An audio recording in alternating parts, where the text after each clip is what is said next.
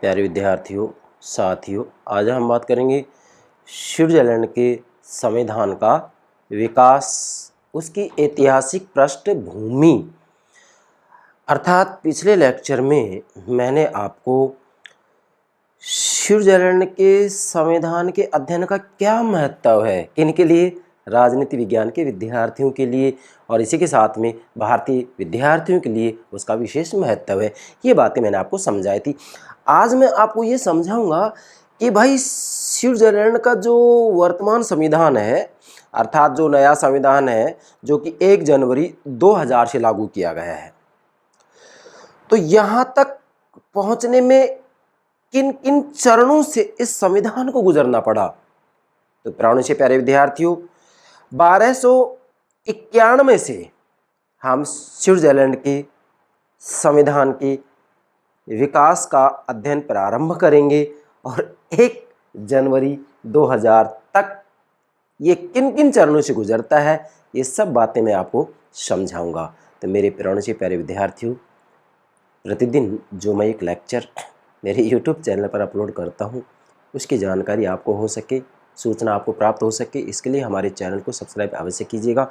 आशा करता हूँ आपने सब्सक्राइब कर दिया होगा। Thank you very much, thank you very much. ये स्टूडेंट्स, यहाँ मेरा लक्ष्य केवल औपचारिकता नहीं है, दिखावा नहीं है, वाहवाही लूटना नहीं है। मैं राजनीति विज्ञान को गंभीरता से, गहराई से, उसके अंतः स्थल तक जाकर आपको समझाने का भरसक प्रयास करूंगा। ध्यान दें, स्विस संविधान का विकास, स्विस मतलब स्विट्जरलैंड, स्विस संविधान का विकास, उसकी ऐतिहासिक पृष्ठभूमि। तो सबसे पहले ध्यान रखना है कि 1291 से 1 जनवरी 2000 तक मैं आपको बताऊंगा कि स्विट्जरलैंड के अंतर्गत किन किन चरणों से गुजरकर वहाँ के संविधान का विकास हुआ है। अब ये मैं विकास का जो चरण है इसको शुरू करूं, उससे पहले 3 बातें समझना जरूरी है, 3 शब्दावली समझना जरूरी है। यदि ये नहीं समझेंगे तो आप स्विट्जरलैंड के संविधान के विकास को ठीक से नहीं समझ पाएंगे और मैं डायग्राम से समझाऊंगा। तो सबसे पहले तो आप ये बात नोट कीजिएगा, नंबर 1, क्या बात नोट करनी है कि संपूर्ण स्विट्जरलैंड के संविधान का जो विकास है, अर्थात 1291 से लेकर के 1 जनवरी 2000 तक, उसको आप इस डायग्राम से समझ सकते हैं। क्या कि वास्तव में स्विट्जरलैंड का जो संविधान है उसका विकास परिसंघात्मक से, मैंने यह लिखा है परिसंघात्मक, जिसको कि राज्यमंडल भी कहते हैं, मैं समझाऊंगा ये क्या है। परिसंघात्मक से संघात्मक तक होता है। कहाँ तक? संघात्मक तक।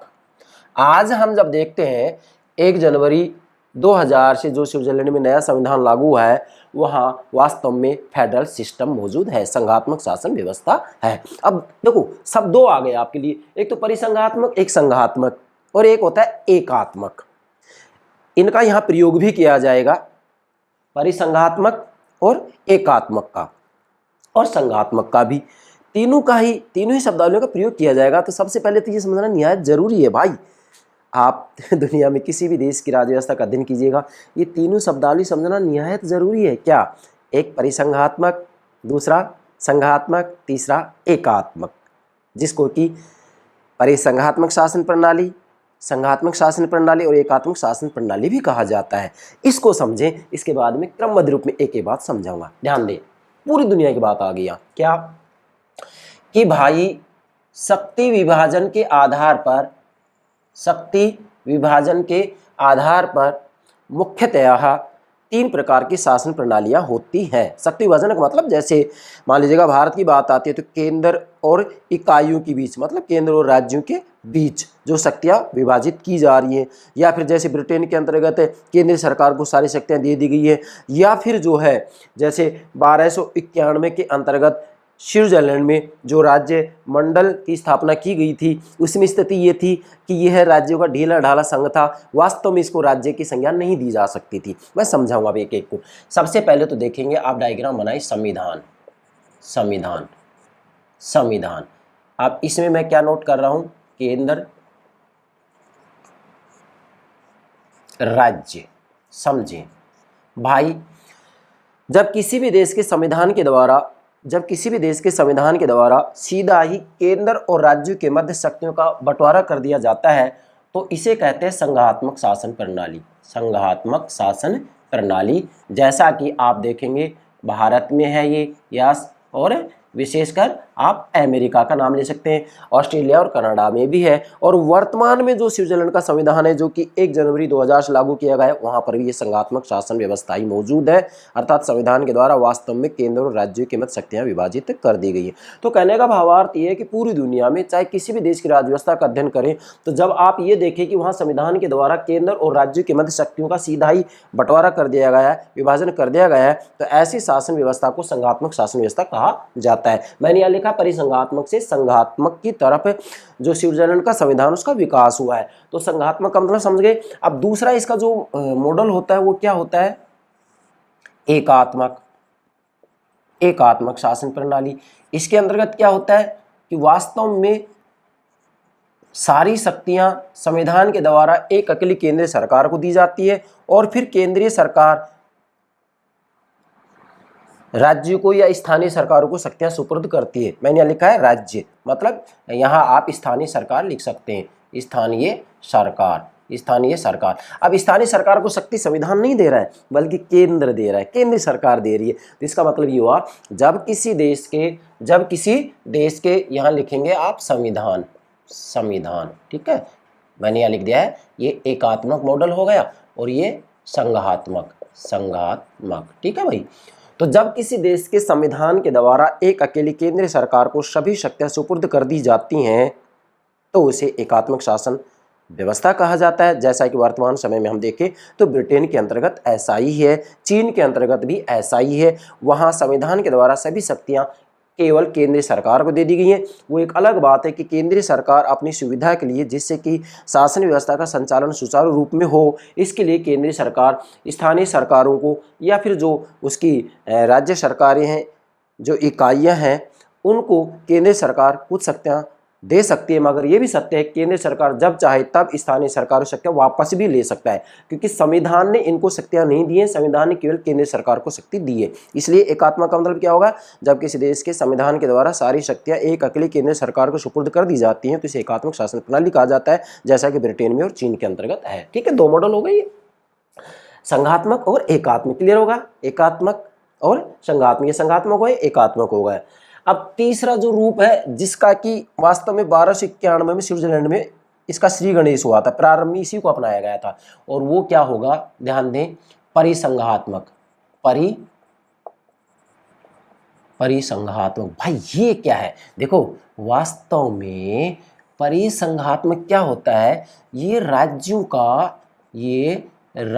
का ढीला ढाला, मतलब कमजोर, राज्यों का ढीला ढाला संघ होता है जिसे वास्तव में राज्य नहीं कहा जा सकता, जिसे वास्तव में राज्य नहीं कहा जा सकता। फिर से दोहरा रहा हूं, परिसंघात्मक शासन व्यवस्था या परिसंघात्मक किसको कहा जाता है? परिसंघात्मक या परिसंघ उसे कहा जाता है जो वास्तव में राज्यों का ढीला ढाला संघ होता है, जिसे वास्तविक रूप में राज्य नहीं कहा जा सकता। क्यों?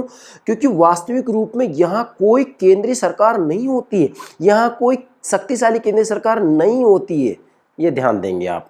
मतलब मूल बात ये आ रही है कि ये राज्यों का एक ढीला ढाला संघ होता है। क्या? यह राज्यों का एक ढीला ढाला संघ होता है जिसे वास्तव में राज्य नहीं कहा जा सकता है। और स्विट्जरलैंड में प्रारंभ में जब हम स्विट्जरलैंड के संविधान का विकास का अध्ययन प्रारंभ करते हैं तो वास्तव में 1291 से इसका प्रारंभ किया जाता है। और 1291 से पहले स्विट्जरलैंड में वास्तविक रूप में जो कैंटन थे, अर्थात वहाँ जो राज्य होते हैं उनको कैंटन कहा जाता है, उनमें कोई समन्वयकारी सत्ता नहीं थी 1291 से पहले। तो इसलिए 1291 में सर्वप्रथम राज्य मंडल की स्थापना की जाती है, इसलिए यहीं से इसका प्रारंभ हम करेंगे। तो ये तीनों बातें क्लियर हो गई हैं। अब ये तीनों बातें क्लियर हो गई हैं तो मैं विश्वास से कह रहा हूँ आप इसके विकास को ठीक से समझेंगे और समग्र रूप में स्विट्जरलैंड के संविधान को आप आसानी से समझ जाएंगे। चलिए अब हम शुरुआत करते हैं इसकी। ठीक है भाई, तीनों बातें समझ में आ गई। संघात्मक किसको कहते हैं, एकात्मक किसको कहते हैं और परिसंघात्मक किसको कहते हैं। ठीक है, चलिए, अब हम कह रहे हैं यहाँ कि वर्तमान स्विस संविधान एक लंबे विकास का परिणाम है। मतलब वर्तमान समय में जो संविधान मौजूद है स्विट्जरलैंड में, जो कि वास्तव में 1 जनवरी 2000 से लागू किया गया है, बिल्कुल नया संविधान, ठीक है। तो यहाँ तक पहुँचने में वास्तविक रूप में ये 1291 से इसकी शुरुआत होती है। इसलिए मैंने लिख दिया है कि वर्तमान स्विस संविधान एक लंबे विकास का परिणाम है। मतलब 1291 से लेकर के और 2000 तक इसका विकास हुआ है। तो चलिए, मैंने यहाँ आपके लिए 7 बिंदु तैयार किए हैं, जिससे कि आप स्विट्जरलैंड के संविधान के विकास को आप ठीक से समझ सकें, इसकी ऐतिहासिक पृष्ठभूमि को आसानी से समझ सकें, और इसके बाद में 1 जनवरी 2000 से जो नया संविधान लागू किया गया है, इसी ही संविधान की विशेषताओं को आप ये मैं समझाऊंगा। आगे इसी की विशेषताओं को समझाऊंगा, अर्थात जो तीसरा लेक्चर होगा वो स्विट्जरलैंड के संविधान की विशेषताओं का होगा, और विशेषताएं इस नए संविधान की ही होंगी। ये बात आपको ध्यान में रखना है। तो नंबर 1, पहला चरण मैंने यहाँ लिखा है प्रमुख चरण, अर्थात स्विट्जरलैंड के संविधान के विकास को हम प्रमुख चरणों के आधार पर स्पष्ट कर सकते हैं। तो नोट कीजिएगा, प्रमुख चरण, जिसमें कि मैंने आपके लिए यहाँ 7 चरण या 7 बिंदु तैयार किए हैं। इसमें समग्र बातें आ जाएंगी, जो एग्जाम की दृष्टि से महत्वपूर्ण वो सब मैं आपको समझा दूंगा। नंबर 1, पुराना संवर्ग या राज्य मंडल। पुराना संवर्ग या राज्य मंडल, ध्यान दीजिएगा। वास्तव में स्विट्जरलैंड के संविधान का जो विकास है उसका प्रारंभ 1291 से माना जाता है। अर्थात वास्तव में 1291 से पहले, ध्यान दें, 1291 से पहले जब राज्यमंडल की स्थापना की गई थी, उससे पहले वहां हेबसबर्ग शासकों का शासन था। कहाँ? स्विट्जरलैंड में। जो ये उरी, स्वेज और अंटरवाल्डेन कैंटन थे, इनके ऊपर हेबसबर्ग शासकों का शासन था। वास्तव में जो ये राज्यमंडल की स्थापना की जाती है 1291 में, इससे पहले इन कैंटनों में किसी भी रूप में कोई समन्वयकारी सत्ता नहीं थी। तो नोट कीजिएगा, पुराना संवर्ग अर्थात राज्यमंडल। राज्यमंडल क्या है ये मैंने बता दें, यहाँ पर परिसंघात्मक या राज्यमंडल भी कहेंगे इसको राज्यमंडल भी कहते हैं, राज्यमंडल, राज्यमंडल। तो यहाँ वास्तव में पुराना संवर्गीय राज्यमंडल, राज्यमंडल किसको कहते हैं? राज्यमंडल वास्तव में राज्यों का ढीला ढाला संघ होता है, जिसे वास्तविक रूप में राज्य नहीं कहा जा सकता है। ठीक है, तो सबसे पहले यहाँ 1291 में राज्यमंडल की स्थापना होती है, और जो ये पुराना संवर्गीय राज्यमंडल का काल है वो ले रहे हैं हम 1291 से 1298 तक। अब इसको समझिए, देखिएगा यहाँ सर्वप्रथम क्या होता है, 3 कैंटन है, मतलब जो वहाँ के राज्य होते हैं ना उनको कैंटन कहा जाता है। अपने भारत की बात आती है तो इसको संघ की इकाई कहा जाता है, जैसे राजस्थान, हरियाणा, पंजाब संघ की इकाई कहा जाता है।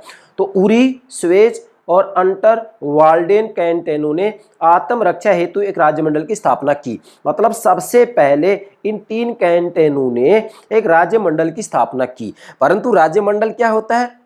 ये राज्य को ढीला ढाला संघ होता है, इसलिए इस राज्यमंडल में एक कमी थी, और कमी ये थी कि वास्तविक रूप में इसकी केंद्रीय सरकार कोई है ही नहीं। क्यों? क्योंकि ना तो इसका कोई केंद्रीय बजट है, केंद्रीय सरकार का ना कोई बजट है, ना कोई केंद्रीय सेना है, इसलिए राज्यमंडल बिल्कुल दुर्बल था। अब यहाँ फिर क्या होता है, 1353 में फिर यहाँ 3 कैंटनों से बढ़कर के 8 कैंटन हो जाती हैं। मतलब इस राज्यमंडल में 8 कैंटन मतलब जो राज्य होते हैं कैंटन कहा गया स्विट्जरलैंड में, 3 की जगह यहाँ पर 8 कैंटन हो जाती हैं, कैंटन की संख्या 8 हो जाती है। और उसके बाद में यहाँ 1648 तक इसमें 13 कैंटन हो जाती हैं।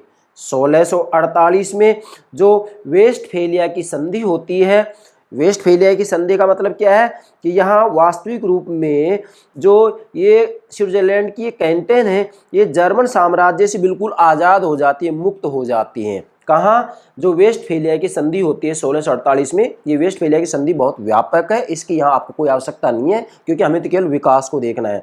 तो जर्मन साम्राज्य से यहाँ पर ये आज़ाद हो जाते हैं, और 1648 की वेस्टफेलिया की संधि में इसे संप्रभु राज्य के रूप में मान्यता दी गई। किसको? स्विट्जरलैंड को। 1648 की वेस्टफेलिया संधि में इसे संप्रभु राज्य के रूप में मान्यता दे दी गई। किसको? स्विट्जरलैंड को। तो ध्यान देंगे यहाँ जो ये पुराना संवर्ग है, जो राज्य मंडल है, इस राज्य मंडल में कमी ये थी, क्या कमी थी कि इसकी अपनी कोई केंद्रीय सरकार थी ही नहीं। इसका ना कोई केंद्रीय बजट है, ना कोई केंद्रीय सेना है, इसलिए यह एक ढीला ढाला, जैसे मैंने लिखा राज्यों का ढीला ढाला संघ है। जो राज्यों का ढीला ढाला संघ होता है, जिसे कि वास्तविक रूप में राज्य कहा ही नहीं जा सकता, उसे ही राज्य मंडल कहा जाता है। परंतु इसे 1648 के अंतर्गत संप्रभु राज्य के रूप में मान्यता दे दी गई। इसी बिंदु में अगली बात मैंने लिखी है, राज्य मंडल का शासन अत्यंत शक्तिहीन था। मतलब जो ये पुराना संवर्ग या राज्य मंडल था, जिसका काल 1291 से 1298 तक है, यहाँ वास्तविक रूप में शासन अत्यंत शक्तिहीन था। मतलब जो राज्य मंडल है, इसमें सच्चाई ये है कि केंद्रीय सरकार बिल्कुल दुर्बल थी। हम ये कहेंगे कि यहाँ कोई केंद्रीय सेना नहीं थी, ना कोई उसका अपना बजट था, इसलिए यह राज्यों का एक ढीला ढाला संघ था। ठीक है, तो वास्तव में बाहरी आक्रमणों से अपनी सुरक्षा कर ही नहीं सकते थे। अब इसके बाद में इसका दूसरा चरण आता है, फिर क्या? हेलवेटिक गणतंत्र की स्थापना, जिसका काल है 1798 से 1803।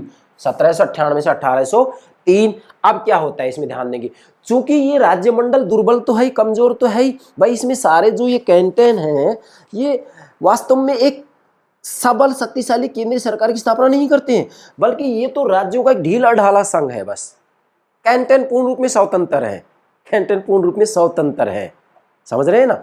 तो इस राज्य मंडल की दुर्बलता के कारण, अब नोट कीजिएगा यहाँ, इस राज्य मंडल की दुर्बलता के कारण 1798 में फ्रांस का आधिपत्य स्थापित हो जाता है इसके ऊपर। किसके ऊपर? स्विट्जरलैंड के ऊपर। नोट कीजिएगा, 1798 में फ्रांस का आधिपत्य स्थापित हो जाता है। किसके कारण? इस राज्य मंडल की, मतलब जो राज्यों का ढीला ढाला संघ है ना, वही तो राज्य मंडल है। तो ये राज्यों का ढीला ढाला संघ था, यहाँ कोई केंद्रीय सेना नहीं, कोई केंद्रीय बजट नहीं था, वास्तविक रूप में सभी जो कैंटन वो स्वतंत्र हैं। तो ऐसी स्थिति में जो ये राज्य मंडल है कमजोर था, दुर्बल था, शक्तिहीन था। मैंने यहाँ लिख भी दिया है, राज्य मंडल का शासन अत्यंत शक्तिहीन था। ये बिल्कुल शक्तिहीन था, केंद्रीय सरकार सबल नहीं थी, शक्तिशाली नहीं थी। ठीक है, ऐसी स्थिति में जो राज्य मंडल है वह कमजोर था, दुर्बल था, शक्तिहीन था, और इस कारण यहाँ 1798 में फ्रांस का आधिपत्य स्थापित हो जाता है। किसके ऊपर? स्विट्जरलैंड के ऊपर। अच्छा, इसके बाद में फिर क्या होता है? फिर नेपोलियन ने राज्य मंडल के स्थान पर, अब ध्यान देंगे, उसके बाद में नेपोलियन ने राज्य मंडल के स्थान पर, मतलब जो राज्यों का ढीला ढाला संघ है, राज्यों का जो ढीला ढाला संघ है, जिसमें कि वास्तविक रूप में 13 कैंटन सम्मिलित हो जाते हैं। ठीक है, तो ये नेपोलियन ने राज्य मंडल के स्थान पर फ्रांसीसी नमूने का, क्या लिखा मैंने? फ्रांसीसी नमूने का हेलवेटिक गणतंत्र स्थापित किया, जिसका स्वरूप एकात्मक था। अब नोट कीजिएगा, जिसका स्वरूप एकात्मक था, ये मैंने नोट कर दिया यहाँ पर, ये एकात्मक हो गया। एकात्मक क्या होता है? केंद्रीय सरकार शक्तिशाली होती है, क्योंकि संविधान सारी शक्ति केवल केंद्रीय सरकार को सुपुर्द कर देता है। तो वास्तविक रूप में यहाँ पर जो शासन स्थापित किया जाता है उसका स्वरूप एकात्मक होता है, मतलब केंद्रीय सरकार को शक्तिशाली बना दिया जाता है। इसके बाद में 1803 में इसका जो है अंत हो जाता है। किसका? जो नेपोलियन ने फ्रांसीसी नमूने का हेलवेटिक गणतंत्र स्थापित किया था, उसका 1803 में अंत हो जाता है, मतलब जिसका स्वरूप एकात्मक था। एकात्मक मतलब यह है कि सारी शक्ति केंद्र सरकार को सुपुर्द कर दी जाती हैं। इसके बाद में फिर आगे बढ़ते हैं, तीसरा बिंदु फिर क्या आता है? नेपोलियन काल 1803 से 1815 तक। चूंकि यहाँ वास्तविक रूप में नेपोलियन ने ही फ्रांसीसी नमूने का हेलवेटिक गणतंत्र स्थापित किया था, और इस एकात्मक स्वरूप का अंत हो जाता है 1803 में। ये एकात्मक स्वरूप जैसे मैंने समझा रखा है, सारी शक्तियां केंद्र सरकार को दे दी गई थी। अब इसके बाद नेपोलियन काल 1803 से 1815 आता है। इसमें क्या होता है कि वास्तव में चूंकि यहाँ एकात्मक स्वरूप है, केंद्र सरकार को सारी शक्ति दे दी जाती है, कैंटन स्वतंत्र नहीं होते हैं। इसके बाद में यहाँ नेपोलियन काल में 1803 से 1815 तक क्या किया गया? कैंटनों को स्वायत्तता दे दी गई। कैंटन कौन है भाई? स्विट्जरलैंड के जो राज्य हैं, जो प्रांत हैं, वो कैंटन है। तो कैंटनों को यहाँ स्वायत्तता दे दी गई, क्योंकि यहाँ पर केंद्र सरकार सब कुछ था। अब यहाँ इस काल में कैंटनों को स्वायत्तता दे दी जाती है, और राज्य मंडल का पुनर्जीवन होता है। अब राज्यमंडल का फिर पुनर्जीवन होता है, मतलब वास्तविक रूप में यहाँ जो कैंटन होती हैं उनको कुछ स्वायत्तता दे दी जाती है, जबकि यहाँ इस चरण के अंतर्गत केंद्र सरकार सब कुछ बन जाती है, और यहाँ फिर कैंटनों को कुछ स्वायत्तता दे दी जाती है, और राज्यमंडल का पुनर्जीवन होता है। और इसके बाद में फिर इसी चरण के अंतर्गत वास्तविक रूप में कैंटनों की संख्या 13 तो यहाँ तक है, यहाँ तक 13। इसके बाद में इसमें 6 कैंटन और जाती हैं, तो मैंने यहाँ लिखा 13 + 6 = 19, अर्थात यहाँ वास्तविक रूप में 19 कैंटन टोटल हो जाती हैं, अर्थात कैंटनों की संख्या 19 हो जाती है, 13 से बढ़कर 19, 6 और सम्मिलित हो जाते हैं। तीसरे चरण के अंतर्गत एग्जाम में किसी भी रूप में प्रश्न पूछा जा सकता है। ठीक है भाई। इसके बाद में फिर आगे बढ़ते चौथा चरण आता है। चौथा चरण क्या होता है? वियना कांग्रेस, मतलब वियना में एक सम्मेलन होता है, वियना कांग्रेस और नवीन संविधान। देखो यहाँ वास्तविक रूप में जो वियना कांग्रेस है, इसके अंतर्गत यूरोप महाद्वीप के राज्यों की सीमाओं का निर्धारण किया गया था। नोट कीजिएगा, यूरोप महाद्वीप के राज्यों की सीमाओं का निर्धारण किया गया था वियना कांग्रेस के अंतर्गत। अब यहाँ वियना कांग्रेस और नवीन संविधान, जिसका काल है 1815 से 1848 तक। तो यहाँ क्या होता है कि 1813 में नेपोलियन का पतन हो जाता है, मतलब यहाँ जो नेपोलियन काल है इसका यहाँ 1813 में पतन हो जाता है। और यहाँ इसी चरण में स्विट्जरलैंड की तटस्थता को स्वीकार किया जाता है कि स्विट्जरलैंड अंतर्राष्ट्रीय राजनीति के मसलों में, विवादों में किसी भी रूप में भाग नहीं लेगा, वह अंतर्राष्ट्रीय विवादों से तटस्थ रहेगा, दूर रहेगा, इसका कोई लेना देना नहीं है। ये यहाँ आकर के स्वीकार किया गया, जिसका कि मैंने पिछले लेक्चर में उल्लेख भी कर दिया था। और यहाँ इसी ही चौथे चरण के अंतर्गत जो कैंटन होती हैं, उन कैंटनों की संख्या बढ़ जाती है, 19 से 22 हो जाती है। नोट कीजिएगा, 22 संख्या मतलब कैंटनों की संख्या यहाँ 22 हो जाती है। मतलब यहाँ तक 19 कैंटन है, इसके बाद में यहाँ 3 कैंटन इसके अंतर्गत और सम्मिलित हो जाती हैं। और इसके बाद में पांचवा चरण आता है 1848 का संविधान। ध्यान दीजिएगा, 1848 का संविधान। अब क्या हुआ यहाँ कि वास्तव में यहाँ पर जो ये नेपोलियन का अंत हो जाता है और स्विट्जरलैंड की तटस्थता को स्वीकृति दे दी जाती है और कैंटन की संख्या 22 हो जाती है, तो इसमें फिर 1848 का नया संविधान बनाया गया। और इसमें क्या होता है कि जो कैंटन है वो 2 भागों में विभक्त हो जाती हैं, 2 भागों में विभक्त हो जाती हैं। कैसे? एक तो सुधारवादी गुट है, दूसरा प्रतिक्रियावादी गुट है। सुधारवादी जो गुट है वह केंद्रीकरण के पक्ष में है, मतलब सुधारवादी गुट ये कहता है कि केंद्रीय सरकार शक्तिशाली होनी चाहिए, और प्रतिक्रियावादी गुट ये कह रहा है कि कैंटनों की पूर्ण स्वायत्तता होनी चाहिए। समझ रहे हैं या नहीं? मतलब सुधारवादी कह रहे हैं कि केंद्रीकरण, मतलब यहाँ केंद्र सरकार शक्तिशाली हो, मैंने लिखा है केंद्रीकरण के पक्ष में है, ये केंद्र सरकार को शक्तिशाली बनाना चाहते हैं। जबकि प्रतिक्रियावादी कैंटनों की स्वायत्तता बनाए रखना चाहते हैं, कैंटनों की स्वायत्तता बनाए रखना चाहते हैं, मतलब जो संघ की इकाइयाँ हैं। ठीक है। अब फिर क्या होता है, वास्तव में 1847 में वहाँ गृह युद्ध हो जाता है। गृह युद्ध इन दोनों के बीच में होता है, सुधारवादी और प्रतिक्रियावादियों के बीच में। फिर इसमें क्या होता है कि जो संघ से पृथक होने वाले कैंटन है उनको पराजित कर जाता है, मतलब संघ की सेना के द्वारा जो संघ से पृथक होने वाले कैंटन थे उनको पराजित कर दिया गया। और इसके बाद में 1848 में एक आयोग की नियुक्ति की जाती है, और इस आयोग के द्वारा 12 दिसंबर 1848 को यह नया संविधान लागू किया गया। मतलब 1848 में आयोग की नियुक्ति की जाती है और इस आयोग के द्वारा संविधान का निर्माण किया जाता है, और उसके बाद 12 दिसंबर 1848 को यह नया संविधान लागू कर दिया जाता है। कब? 12 दिसंबर 1848 को यह संविधान लागू किया जाता है। इसके बाद में छठा चरण आता है, फिर 1874 का संविधान आता है। ये 1874 का संविधान की आवश्यकता क्यों हुई? क्योंकि वास्तविक रूप में यहाँ ये बात तो सत्य होगी क्या कि भाई जो संघ से पृथक होने वाले कैंटन थे उनको पराजित कर दिया गया, परंतु वास्तविक रूप में केंद्र सरकार अभी भी जो है इतनी शक्तिशाली नहीं थी। ऐसी स्थिति में 1874 का नया संविधान आता है और इसमें केंद्र सरकार और शक्तिशाली हो ये मांग की गई। मतलब यहाँ 1874 का जो संविधान बनाया गया इसके अंतर्गत विशेषकर ये प्रस्ताव रखा गया कि केंद्र सरकार और शक्तिशाली होनी चाहिए। और इसी बात को ध्यान में रखते हुए इस संविधान को 26 मई 1874 ईस्वी में लागू किया गया।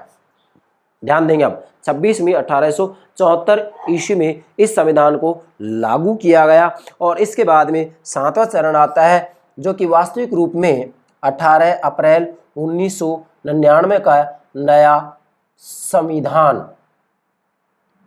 कब? 18 अप्रैल 1999 को नया संविधान तैयार हो जाता है। इसमें क्या है प्रक्रिया? 18 दिसंबर 1998 को नया संविधान अंगीकृत होता है और इसके बाद में 18 अप्रैल 1999 को जनमत संग्रह द्वारा इस संविधान को स्वीकृत करा लिया जाता है। जनमत के द्वारा वहाँ जनमत संग्रह की व्यवस्था की गई है। तो 18 अप्रैल 1999 को जनमत संग्रह द्वारा इस संविधान को स्वीकृत करा लिया जाता है और 1 जनवरी 2000 से नया संविधान लागू हो जाता है। तो वास्तव में यहाँ जो ये पूरी प्रक्रिया है इसमें एक ही बात उभर कर सामने आती है, क्या कि प्रारंभ में 1891 में स्विट्जरलैंड में एक राज्य मंडल था, अर्थात जो कि राज्यों का एक ढीला ढाला संघ था, और उसके बाद में क्रमबद्ध रूप में धीरे धीरे प्रयास किया गया कि भी केंद्रीय सरकार को थोड़ा शक्तियाँ ज़्यादा दी जानी चाहिए, जैसा कि यहाँ पर भी ये बात उभर कर सामने आ रही है। और उसके बाद में छठे स्तर पर भी, छठे चरण पर भी ये बात कही गई है, मांग की गई कि केंद्रीय सरकार और ज़्यादा शक्तिशाली हो। और वैसे देखें तो आज वर्तमान परिस्थितियों के अंदर केंद्रीय सरकार शक्तिशाली होना निहायत जरूरी है। और इसके बाद में 7वें चरण पर आकर के जो नया संविधान लागू होता है वह 1 जनवरी 2000 से लागू हो जाता है। अब जो ये 1 जनवरी 2000 से नया संविधान लागू किया गया है, वास्तविक रूप में यह संविधान 1848 और 1874 के संविधान का स्थान ग्रहण कर लेता है।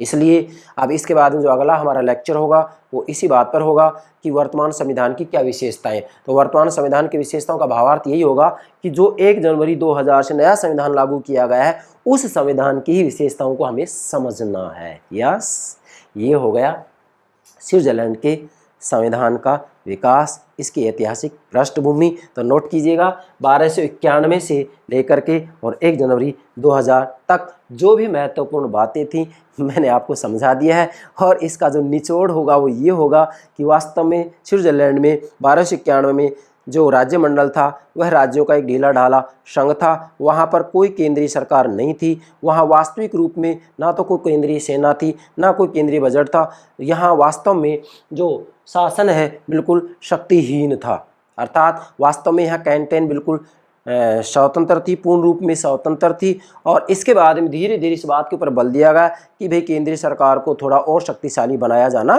चाहिए, जिसकी परिणति आप इन बिंदु के आधार पर देख सकते हैं। और फिर ये जो 1 जनवरी 2000 से ये नया संविधान लागू होता है, इस संविधान का क्या प्रारूप है, इसमें कौन कौन सी बातें होंगी, ये सब हम आपको वास्तविक रूप में स्विट्जरलैंड के संविधान की विशेषताओं का जो लेक्चर होगा उसमें स्पष्ट कर देंगे। और जो स्विट्जरलैंड के संविधान की विशेषताएं होंगी उनको मैं इस रूप में समझाऊंगा कि समग्र रूप में आप स्विट्जरलैंड के संविधान की सभी बातों को आसानी से समझ सकेंगे। मुझे पूरा विश्वास है आप स्विट्जरलैंड के संविधान के विकास को, इसके ऐतिहासिक पृष्ठभूमि को, इसके संवैधानिक विकास को ठीक से समझ गए होंगे। Yes, okay, thank you very much, thank you very much.